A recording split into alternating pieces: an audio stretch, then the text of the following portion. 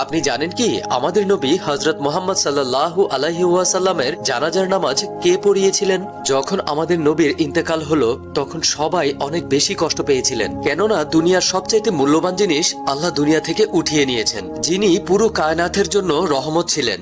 হযরত আলী রাদিয়াল্লাহু তাআলা আনহু আমাদের নবীকে গোসল করিয়েছিলেন।